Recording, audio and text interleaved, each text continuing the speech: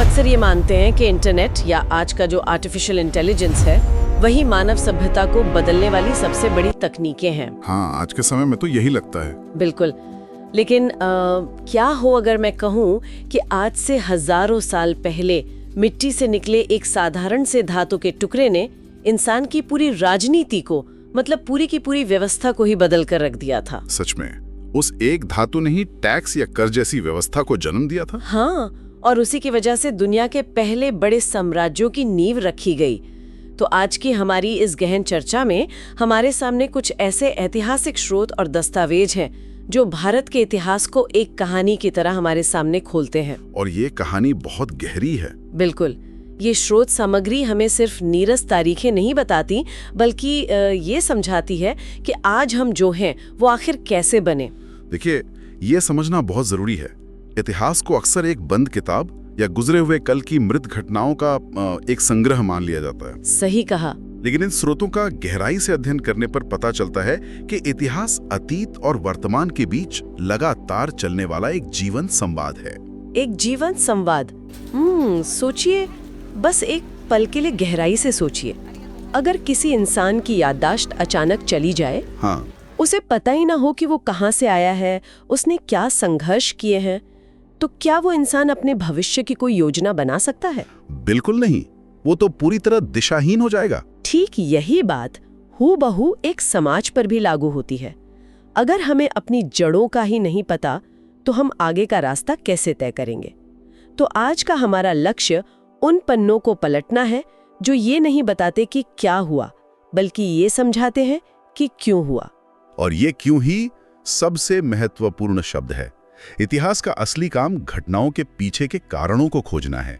उदाहरण के लिए, जब हम सभ्यताओं की शुरुआत करते हैं तो हमारे स्रोतों में हड़प्पा सभ्यता का बहुत ही विस्तृत जिक्र है। हाँ, हड़प्पा। जब मैं इसके बारे में पढ़ रही थी तो मैं सच में हैरान रह गई। बिल्कुल, ये केवल एक पुराना शहर नहीं था।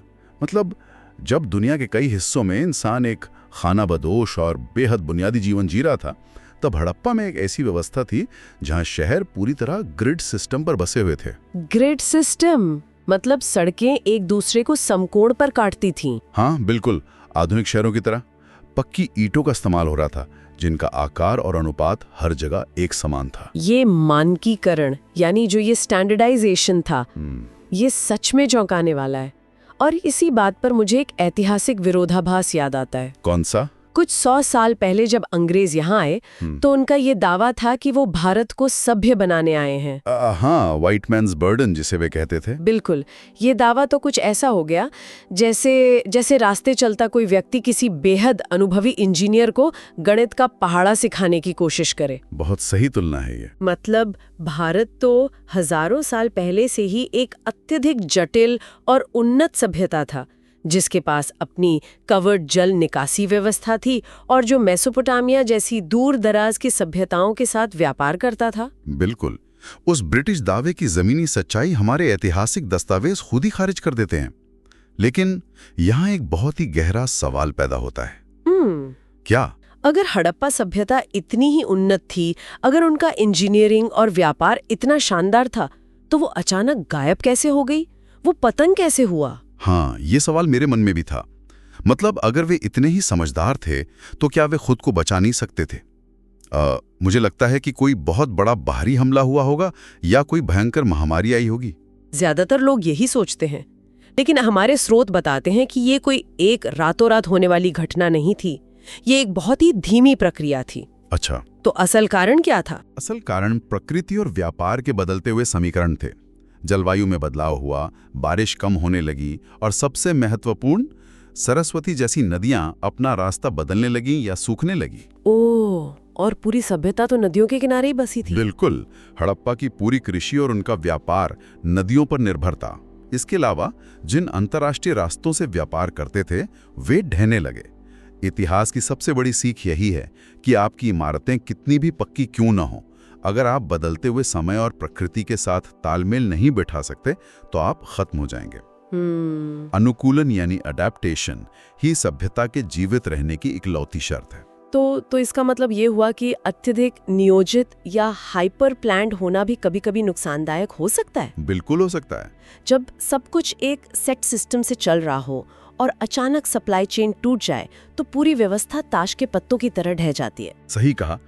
हड़प्पा की ईंटें भले ही बिखर गई हों, लेकिन इतिहास आगे बढ़ता रहा और ये हमें उस दौर में ले जाता है जहां सभ्यताएं सिर्फ ईंट और पत्थर के मकानों से नहीं बल्कि महान विचारों से बनने लगी। हाँ, विचार ही वो नींव है जो समय के झटकों को सह सकते हैं।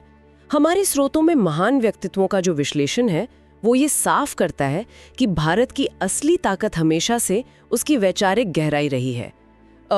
चंद्रगुप्त मौर्य का उदाहरण ही ले लीजिए। बिल्कुल, चंद्रगुप्त की कहानी बहुत प्रेरणादायक है। रुकिए, जब मैं स्रोत में चंद्रगुप्त मौर्य और उनके गुरु चाणक्य की कहानी पढ़ रही थी तो मेरे दिमाग में एक अजीब सी तुलना आ रही थी। कैसी तुलना? यह कहानी मुझे आज की सिलिकॉन वैली के किसी स्टार्टअप इंक्यूबेटर की याद दिलाती है। अरे वाह, ये एक बहुत ही अनोखा नजरिया है। आप इसे स्टार्टअप से कैसे जोड़ रही हैं? देखिए, आज कोई साधारण सा युवा एक छोटा सा आइडिया लेकर आता है, ठीक है? उसके पास कोई पैसा या बड़ा बैकग्राउंड नहीं होता। हाँ बिल्कुल, आम इंसान। फिर उसे एक इंक्यूबेटर या कोई एंजल इन्वेस्टर मिलता है जो उसे सिर्फ पैसा नहीं देता बल्कि मेंटरशिप देता है, रणनीतियां सिखाता है और देखते देखते वो छोटा सा आइडिया एक विशाल मल्टी बिलियन डॉलर कंपनी बन जाता है। मैं समझ रहा हूँ। चंद्रगुप्त भी तो एक ऐसा ही साधारण लड़का था और चाणक्य उस समय के सबसे महान मेंटर थे। चाणक्य ने अपने ज्ञान और अपनी रणनीति के जरिए एक आम इंसान को एक पूरे साम्राज्य में बदल दिया। आपकी ये तुलना एकदम सटीक बैठती है। चाणक्य का अर्थशास्त्र केवल एक किताब नहीं थी बल्कि राज्य चलाने का एक ऑपरेटिंग मैनुअल था। बिल्कुल, एक मैनुअल। उन्होंने ऐसा प्रशासनिक ढांचा तैयार किया जिसने एक विशाल भूभाग को एक सूत्र में बांधा। लेकिन मौर्य साम्राज्य की ये कहानी केवल ताकत और सत्ता के विस्तार तक नहीं रुकती। हाँ, इसके बाद एक बहुत बड़ा बदलाव आता है। बिल्कुल, इसी वंश में आगे चलकर सम्राट अशोक आते हैं और वहां हमें मानव इतिहास का एक बहुत ही दुर्लभ क्षण देखने को मिलता है। कलिंग का युद्ध, जहां जीतने के बाद भी राजा ने अपनी तलवार हमेशा के लिए रख दी। ये तो बहुत अजीब बात है ना? ये अजीब लग सकता है, लेकिन अशोक का वो हृदय परिवर्तन एक व्यक्तिगत घटना मात्र नहीं थी।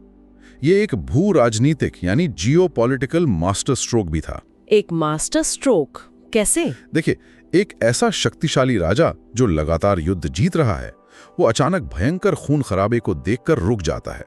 वो समझ जाता है कि केवल सैन्य बल से इतने बड़े और विविध साम्राज्य को लंबे समय तक बांधकर नहीं रखा जा सकता। मतलब डर से आप हमेशा राज नहीं कर सकते। बिल्कुल, हथियारों से जीता गया डर कुछ समय ही टिकता है। असली जीत शांति और लोगों के दिलों को जीतने में है। लेकिन यहाँ मुझे एक बात समझ नहीं आती। पूछिए। अगर अशोक ने युद्ध करना छोड़ दिया था और पूरी तरह से अहिंसा और शांति का मार्ग अपना लिया था, तो उनके पड़ोसी राज्यों ने उन पर हमला क्यों नहीं किया? मतलब एक ऐसा साम्राज्य जो अपनी सेना का इस्तेमाल ही नहीं कर रहा है, वो तो बाहरी हमलों का बहुत आसान शिकार होना चाहिए ना? यही तो वो महत्वपूर्ण बिंदु है जहाँ कूटनीति काम आती है।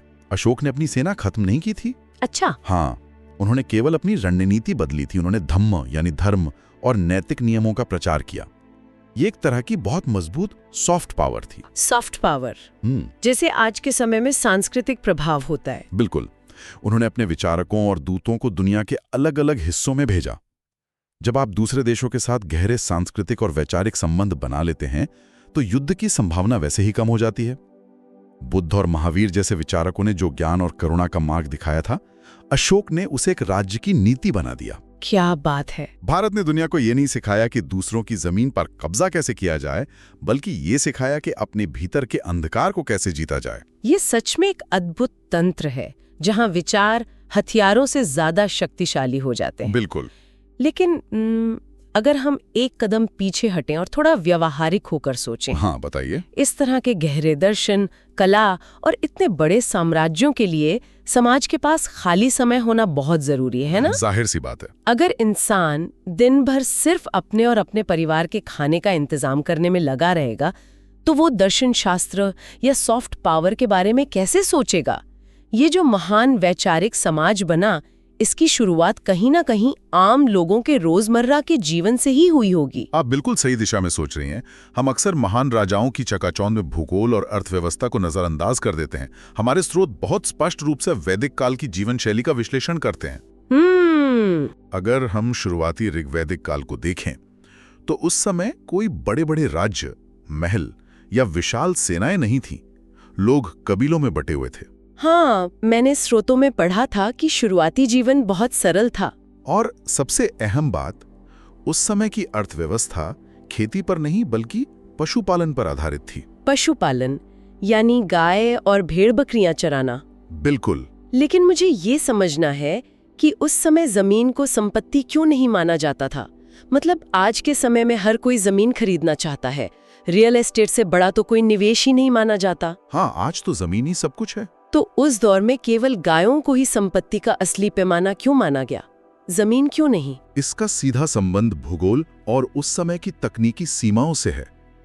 देखिए, जिस जमीन पर आज हम बड़ी बड़ी इमारतें और खेत देखते हैं, उस समय वहां उत्तर भारत में घने और भयंकर जंगल हुआ करते थे। ओह! आपके पास केवल तांबे या कांसे के कमजोर औजार हैं, जिनसे उन विशाल जंगलों को काटना लगभग असंभव था। और जब तक जमीन साफ नहीं होगी, आप खेती कैसे करेंगे? समझ गई। बिना खेती के जमीन का कोई आर्थिक मूल्य ही नहीं है। वो सिर्फ एक खाली जंगली जगह है जिसका कोई इस्तेमाल नहीं हो सकता। बिल्कुल सही। और उससे भी बड़ी बात, कबीले हमेशा घूमते रहते थे। जब कोई समाज एक जगह से दूसरी जगह चारे की तलाश में जा रहा हो, तो वो अपनी जमीन को अपने साथ बांध कर तो नहीं ले जा सकता। हाँ, जमीन तो वही रह जाएगी। जमीन एक तरह का बोझ या लायबिलिटी थी, क्योंकि उसकी रक्षा के लिए आपको वहीं रुकना पड़ेगा। ऐसे में केवल पशु ही एक ऐसी संपत्ति थे जो उनके साथ चल सकते थे, जिनके पैर थे। हाँ, खतरे के समय में आप अपनी गायों को हाँक कर किसी भी सुरक्षित जगह ले जा सकते थे। मतलब उस समय की अर्थव्यवस्था पूरी तरह से मोबाइल थी। हाँ, एकदम मोबाइल। और सबसे बड़ी बात, पशु एक ग्रोइंग एसेट यानी समय के साथ बढ़ने वाली संपत्ति थे। गाय दूध देती थी और समय के साथ उनकी संख्या भी बढ़ती थी। बिल्कुल, जिस कबीले के पास जितनी ज्यादा गायें, वो उतना ही शक्तिशाली। यहाँ तक कि उस समय जो युद्ध होते थे, वो भी जमीन के लिए नहीं बल्कि गायों के लिए लड़े जाते थे। ये बहुत दिलचस्प है। तो ये जो पूरा खाना बदोश और पशुपालन वाला समाज था, वो अचानक से खेतों और स्थायी बस्तियों में कैसे बदल गया? ऐसा क्या हुआ कि इंसानों ने घूमना छोड़ दिया और एक जगह टिक कर रहने लगे? यही तो वो मोड़ है। हमारे स्रोत इशारा करते हैं कि इसके पीछे एक बहुत ही बड़ा आविष्कार था। एक ऐसा आविष्कार जिसने मानव इतिहास की दिशा हमेशा के लिए मोड़ दी। और वो महान परिवर्तन था लोहे की खोज। लोहा। लगभग 1000 ईसा पूर्व इंसान ने लोहे को पिघलाना और ढालना सीख लिया। ये कोई छोटी मोटी घटना नहीं थी। इस एक धातु ने इंसान और प्रकृति के बीच का पूरा संतुलन ही बदल दिया। कैसे? मतलब लोहे ने ऐसा क्या कर दिया जो तांबा या पत्थर नहीं कर पाए? देखिए, तांबा एक मुलायम धातु है, उससे आप घने जंगलों के मोटे पेड़ नहीं काट सकते। लेकिन लोहे की कुल्हाड़ी ने उन भयंकर जंगलों को काटना मुमकिन बना दिया।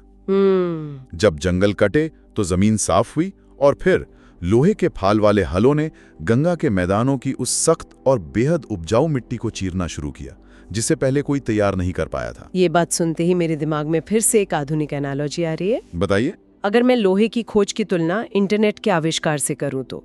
इंटरनेट कैसे? जैसे इंटरनेट आने से पहले हम चिट्ठियां लिखते थे, सब काम बहुत धीमी गति से होता था।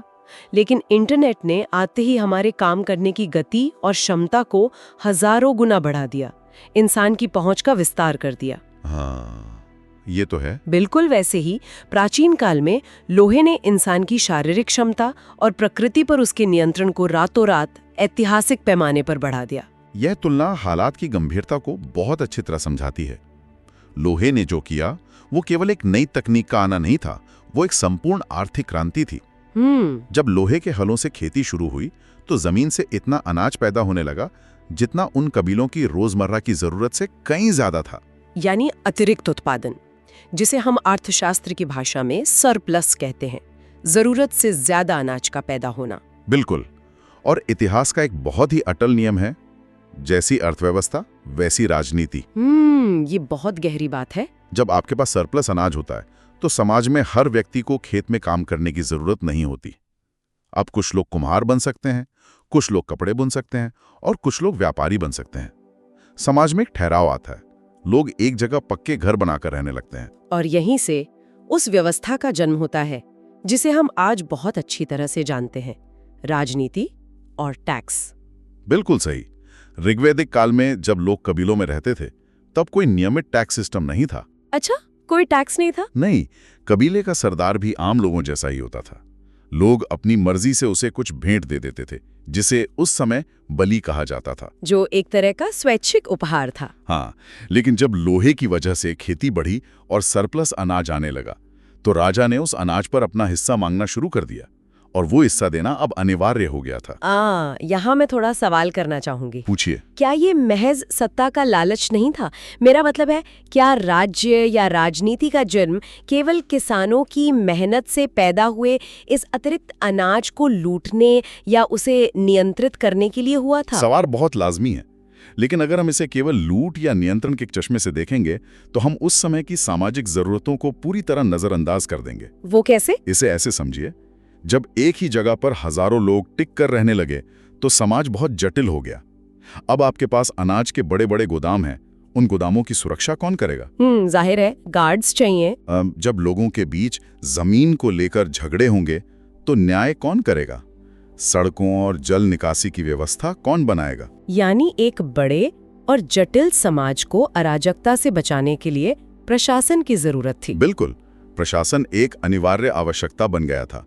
उस बड़े समाज को सुचारू रूप से चलाने के लिए कुछ ऐसे लोगों की जरूरत थी जो अपना पूरा समय केवल व्यवस्था देखने का काम करें। और उन फुल टाइम प्रशासकों और सैनिकों को वेतन कहाँ से मिलता? उसी सरप्लस अनाज से, जिसे टैक्स के रूप में इकट्ठा किया जाता था। इस तरह छोटे छोटे कबीले मिलकर जनपद बने और जनपदों ने मिलकर महाजनपद या बड़े साम्राज्यों का रूप लिया। ये एक बहुत ही स्पष्ट श्रृंखला है। मतलब लोहा आया, खेती बढ़ी, सरप्लस अनाज पैदा हुआ, उस अनाज को संभालने के लिए प्रशासन बना और प्रशासन से विशाल राज्य खड़े हुए। बिल्कुल। और हमारे स्रोत ये भी बताते हैं कि इसी दौर में सत्ता को संतुलित रखने के लिए लोकतंत्र के शुरुआती बीज भी बोए गए।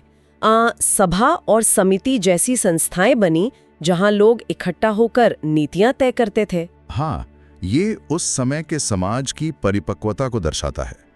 सत्ता को बेलगाम होने से रोकने के लिए चर्चा और संवाद का मंच तैयार किया गया। लेकिन एक बात जो सबसे ज्यादा ध्यान देने वाली है, क्या? वो ये है कि इन जटिल होती राजनीतिक व्यवस्थाओं, इन सभाओं और समितियों को चलाने के लिए ऐसे लोगों की जरूरत थी जो बहुत गहराई से चीजों का विश्लेषण कर सकें, जो दूरदर्शी हों। और यहीं पर समाज में शिक्षा का असली और सबसे महत्वपूर्ण उद्देश्य सामने आता है। शिक्षा। अगर हम आज की शिक्षा व्यवस्था को देखें तो उसका मुख्य लक्ष्य क्या है? ज्यादातर लोग तो यही कहेंगे, एक सुरक्षित करियर, एक अच्छी नौकरी या बस पैसे कमाना। हाँ, आज का हमारा नजरिया बहुत सीमित हो गया है, लेकिन प्राचीन भारत में गुरुकुलों में बरसों बिताने का उद्देश्य किसी दरबार में क्लर्क की नौकरी पाना नहीं था। तो फिर क्या था? उस समय शिक्षा का एकमात्र उद्देश्य था एक जिंदा दिमाग तैयार करना। एक जिंदा दिमाग। ये शब्द बहुत शक्तिशाली है। बिल्कुल है। अगर मैं अपनी बात करूं तो आज की जो हमारी शिक्षा व्यवस्था है वो मुझे एक कंप्यूटर में कोई खास सॉफ्टवेयर इंस्टॉल करने जैसी लगती है। हाँ, सॉफ्टवेयर। हाँ, मतलब हम बच्चों को स्कूल भेजते हैं, उनके दिमाग में मेडिकल या इंजीनियरिंग का एक खास कोडिंग या सॉफ्टवेयर डाल देते हैं ताकि वे जिंदगी भर बस वही एक काम कर सकें, एक रोबोट की तरह। हाँ, ये तो सच है। लेकिन जब मैं प्राचीन शिक्षा के बारे में पढ़ती हूँ तो लगता है कि वे कोई सॉफ्टवेयर इंस्टॉल नहीं कर रहे थे, वे तो इंसान के पूरे ऑपरेटिंग सिस्टम को ही अपग्रेड कर रहे थे। बहुत ही शानदार विचार है ये, पूरा ऑपरेटिंग सिस्टम अपग्रेड करना। असल में जब आप किसी को केवल एक कौशल या स्किल सिखाते हैं तो वो एक मशीन की तरह काम करता है, लेकिन जब आप उसकी सोचने की क्षमता, उसकी तर्क शक्ति और नैतिकता को विकसित करते हैं तो आप उसे एक स्वतंत्र इंसान बनाते हैं। एक जिंदा दिमाग। हाँ, एक ऐसा जिंदा दिमाग जो किसी भी नई चुनौती का सामना कर सकता है, जो सही और गलत के बीच का बारीक फर्क समझ सकता है, क्योंकि अंततः एक महान समाज का निर्माण आदेश मानने वाली मशीनों से नहीं बल्कि स्वतंत्र रूप से सोचने वाले नागरिकों से होता है। और यही वो आज़ादी है, यही वो वैचारिक शक्ति है जिसने इस धरती पर इतने महान विचारकों को जन्म दिया। तो अगर हम आज की इस पूरी गहरी चर्चा के टुकड़ों को एक साथ जोड़ें तो हम क्या देखते हैं? हम देखते हैं कि इतिहास केवल राजाओं की जन्म और मृत्यु की तारीखें नहीं है। ये मानव सभ्यता के विकास, उसकी गलतियों और उसके परिवर्तन की एक निरंतर कहानी है। जब हम ये समझते हैं कि भूगोल ने हमारे पूर्वजों का जीवन कैसे तय किया, लोहे ने कैसे अर्थव्यवस्था बदली और अर्थव्यवस्था ने कैसे राजनीति को आकार दिया, तब हम सिर्फ इतिहास नहीं पढ़ रहे होते, हम आज के अपने समाज की बनावट को समझ रहे होते हैं। खुद को समझना ही इतिहास को समझने का असली नाम है। क्या बात है! इतिहास कोई मरा हुआ विषय नहीं है, ये तो हमारे वर्तमान का ही एक विस्तारित रूप है। आज हमने देखा कि कैसे हजारों साल पहले लोहे की एक साधारण सी खोज ने जंगलों को काटा, खेतों को जन्म दिया, अर्थव्यवस्था का स्वरूप बदल दिया, और फिर उसी बदली हुई अर्थव्यवस्था ने राजनीति, टैक्स और पूरे समाज को हमेशा के लिए एक नया आकार दे दिया। बिल्कुल। तो जाते जाते अपने आसपास देखिए और सोचिए, बस एक पल के लिए सोचिए, आज के इस आधुनिक समय में ऐसा कौन सा नया लोहा या ऐसी कौन सी नई तकनीक है जो बिल्कुल हमारी नजरों के सामने हमारी अर्थव्यवस्था को बहुत तेजी से बदल रही है? क्या वो आर्टिफिशियल इंटेलिजेंस है? क्या वो डेटा है? और सबसे बड़ा सवाल, जब ये नई तकनीक हमारी अर्थव्यवस्था को पूरी तरह बदल देगी तो क्या ये बहुत जल्द हमारी पूरी राजनीति और हमारे समाज को भी हमेशा के लिए पलट कर नहीं रख देगी? और क्या हम एक समाज के रूप में उस विशाल परिवर्तन के लिए आज तैयार हैं? ये सच में सोचने वाली बात है। इसी गहरे और उत्तेजक विचार के साथ हम आज की इस गहन वैचारिक यात्रा को यहीं विराम देते हैं। जुड़े रहिए और हमेशा की तरह सोचते रहिए।